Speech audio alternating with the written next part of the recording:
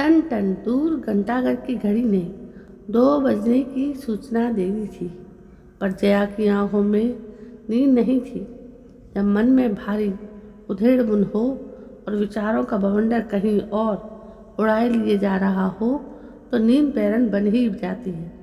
आज जया ने एक ऐसे सत्य का प्रत्यक्ष साक्षात्कार किया था जिसने उसके रोम रोम में वेदना की उस अग्नि का प्रज्वलन कर दिया था जो शायद आजीवन शमित नहीं होगी।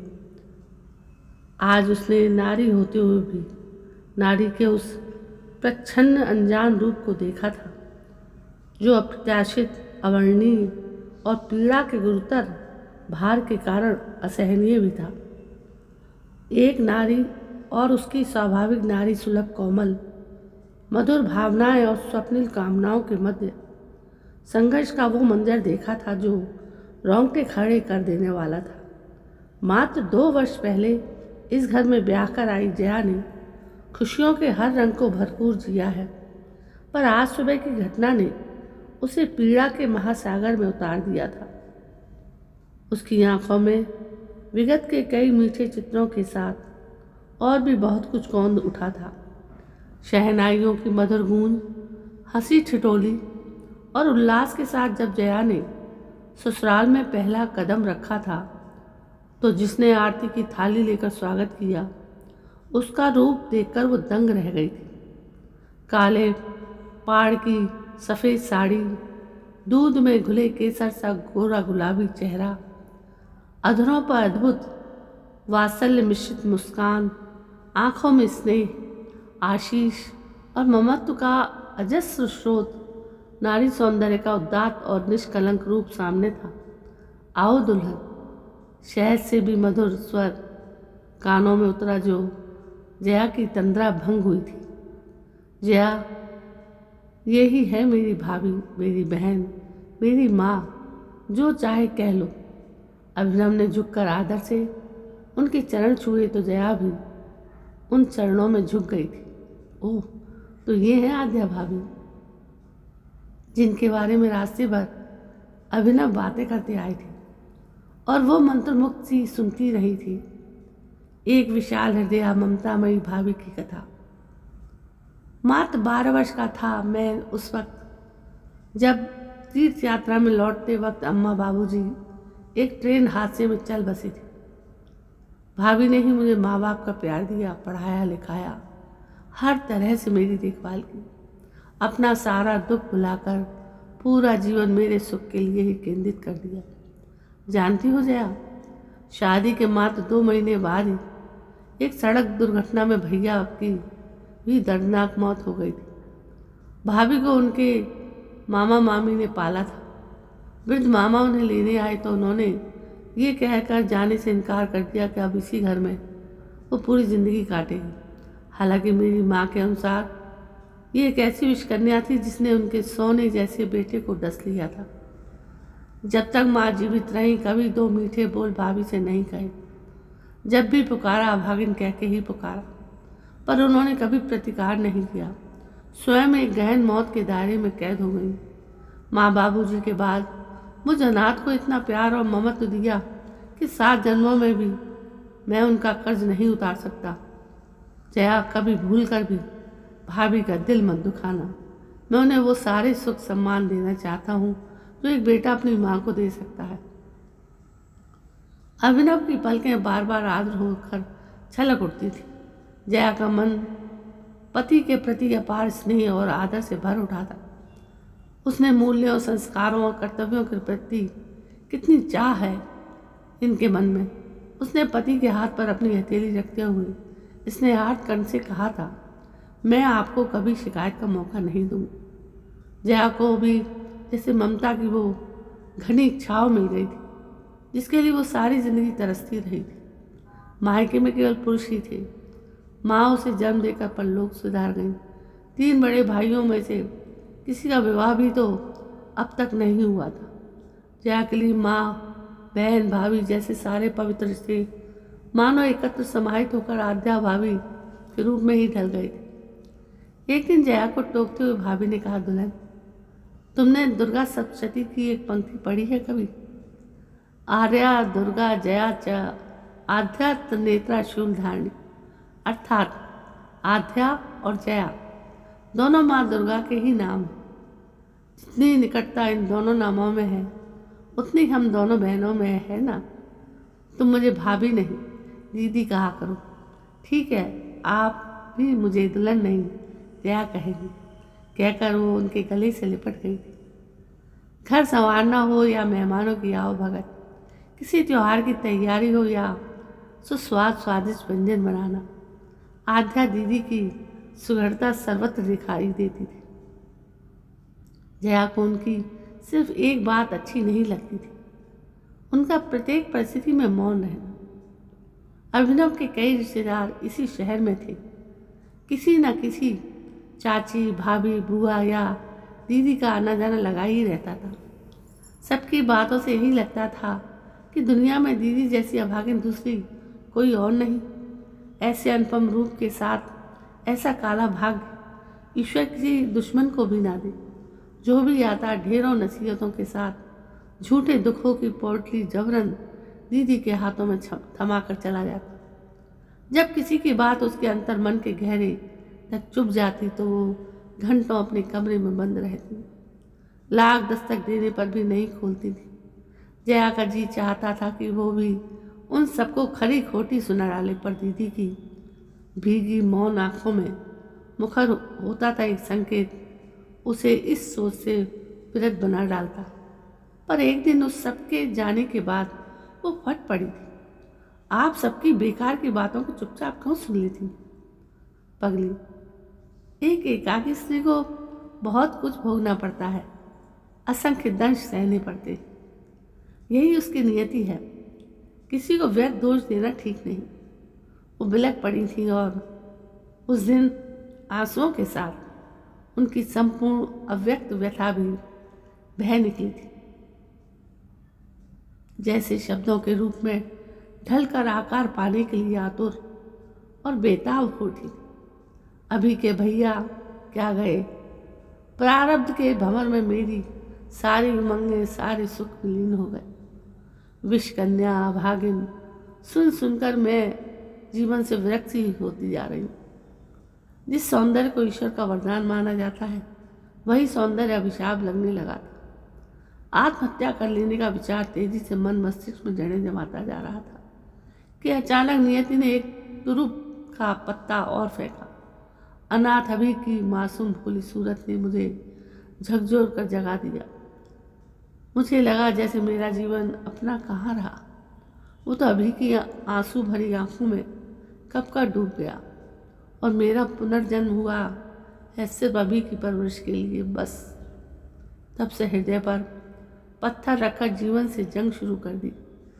सारी उमंगों और खुशियों के साथ साथ मनोगत पीड़ा को भी दिल की दहलीज के उस पार झटक दिया। कोरे दिल में अब केवल अभी का बेहतर भविष्य उससे जुड़ी चिंताएं रह गई।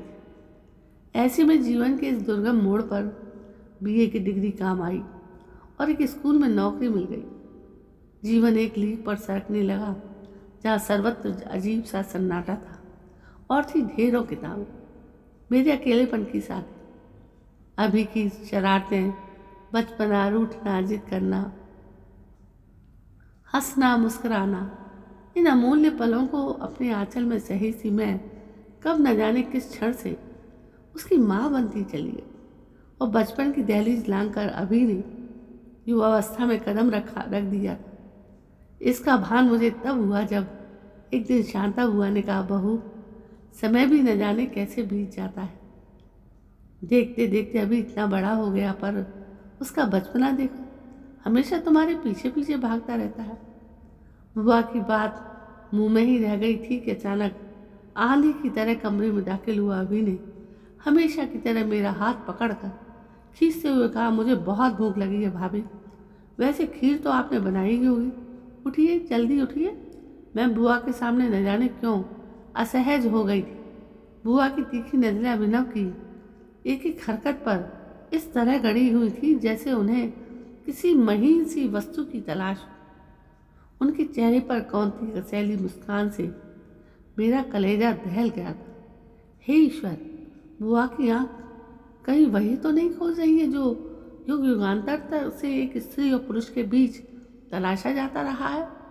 वही आदिम सोच कहीं बुआ के मन मस्तिष्क में भी तो? मेरा सर्वांग कांप उठा गया। उस दिन मैंने पहली बार गौर से अभी को देखा।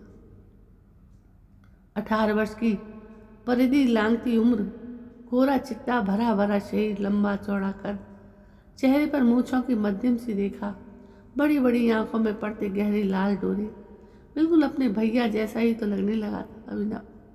और मैं उसे अब तक बच्चा ही समझ रही थी।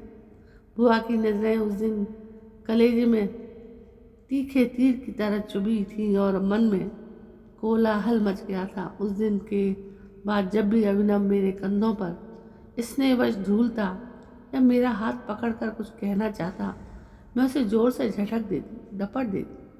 छोड़ो ये बचपना। वो हंसते हुए कहता, आप ही तो कहती थी ना माँ के लिए उसका बच्चा कभी बड़ा नहीं होता। फिर अब क्या हो गया? मैं मौन रह जाती। क्या कहती और कैसे कहती कि भले ही मैं तुम्हें कोक जाए पुत्र से भी अधिक प्यार करती हूँ, पर हमारा देवर भाभी का रिश्ता और घर का सूनापन दुनिया की नज़रों में अब किरकिरी की तरह चुभने लगा है। एक दिन गांव से वृद्धा चाची सास को मनोहार पूर्वक अपने पास बुला लिया। मैं चाहती थी कि वो जो चिंगारी आज बुआ के मन में खौंधी है, कल वो हवा का हल्का सा स्पर्श पाकर प्रचंड ज्वाला में न बदल जाए। इसके लिए किसी न किसी रिश्तेदार का हमारे साथ रहना जरूरी है। जया का हृदय आध्या दीदी की पीड़ा को महसूस कर व्यथित हो रहा था। जब वो इस घर में पहली बार आई थी, उस वक्त भी चाची यहीं थी। 3-4 महीने पहले ही तो उनका स्वर्गवास हुआ है। उसने व्यग्र होकर पूछा, फिर समय धीरे धीरे अपनी गति से बीतने लगा। MBA करने के बाद अभी को बढ़िया नौकरी मिल गई तो उसने जिद करके मेरी नौकरी छुड़वा दी। सच कहती हूँ जया, पतिहीन होने का दर्द मुझे हर क्षण सालता है, पर मैं संतानहीन नहीं हूँ। अभी जैसे देवर पर तो 100 संतानें न्यौछावर हैं। आध्या दीदी भावविवल हो उठी थी। जान ने आतुर होकर कहा, अभी भाग्यवान है जो उन्हें कभी माँ की कमी महसूस ही नहीं हुई।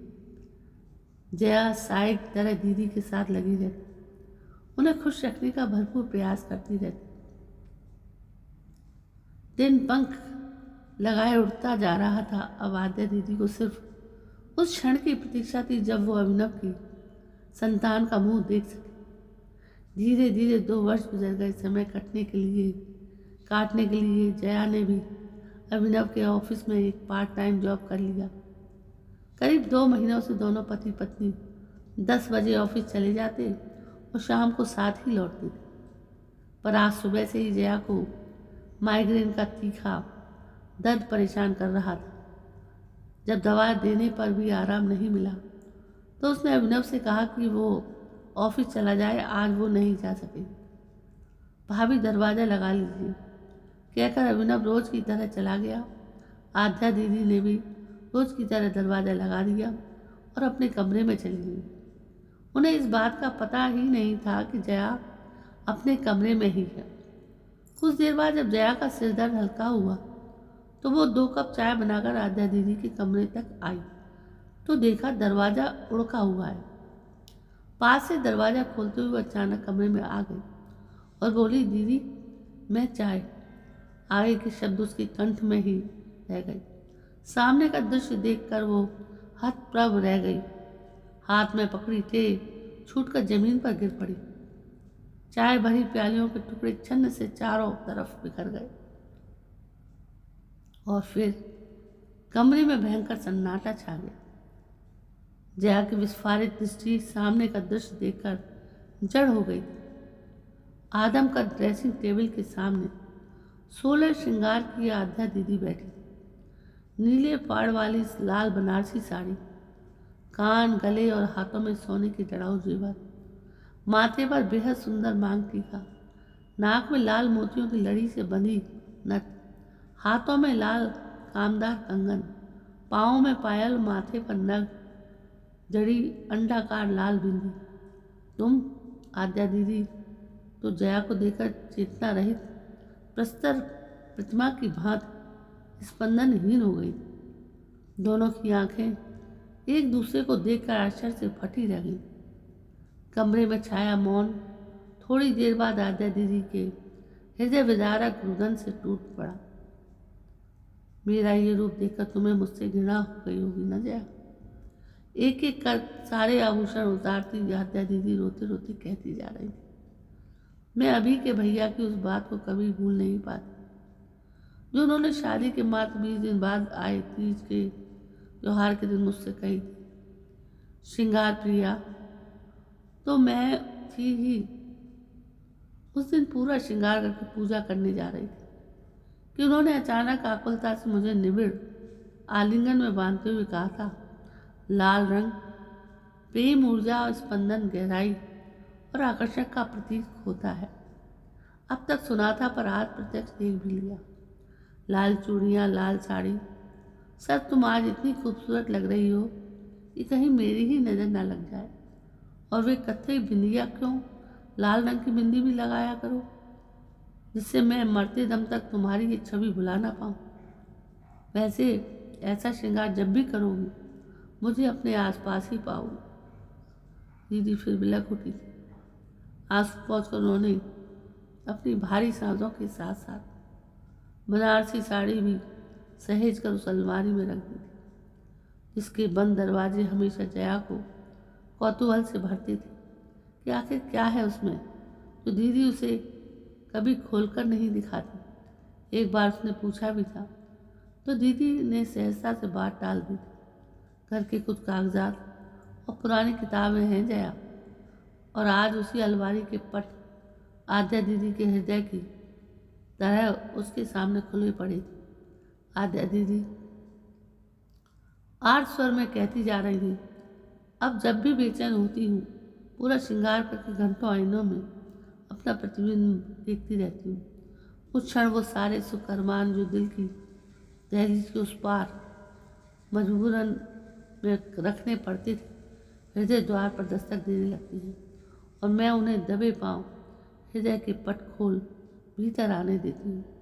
अचानक लगता है जैसे आईने में उनकी छवि भी कौंध उठी हो। होठों पर हंसी नहीं, मायूसी का भाव, और हवा में तैरते कुछ शब्द, क्षमा करना छाया हूँ मैं, तुम्हारे सौंदर्य पर ग्रहण लग गया। आद्या दीदी की हृदयगत संचित वेदना की सीमाएं टूट गई। दोनों हाथों में चेहरा छिपाए हुए फूट फूट कर रो पड़ी थी। जया का अंतर्मन भी विदीर्ण हो उठा था। जीवन साथी से युक्त एक नारी और उसकी नारी सुलभ इच्छाओं के मध्य जब युद्ध छिड़ जाता है तो वेदना उस पराकाष्ठा पर पहुंच जाती है जहां वाणी मौन हो जाती है और सारे स्पंदन जड़ दोनों गले मिलकर रोती रही। कुछ देर बाद दीदी उस अलमारी की चाबी जया के हाथ में थमाते हुए कहा, इसे अब तुम ही रखो, नहीं दीदी, यह आपका नितान निजी और मन से जुड़ा मामला है। मैं इसमें कभी हस्तक्षेप नहीं करूँगी। मैं भी तो एक नारी हूँ।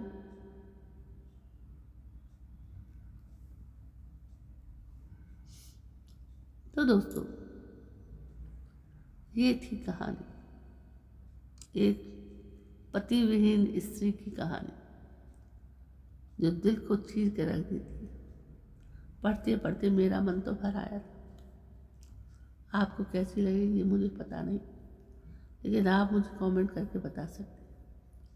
कल मैं फिर हाजिर होती हूँ। तब तक के लिए जय हिंद, वंदे मातरम।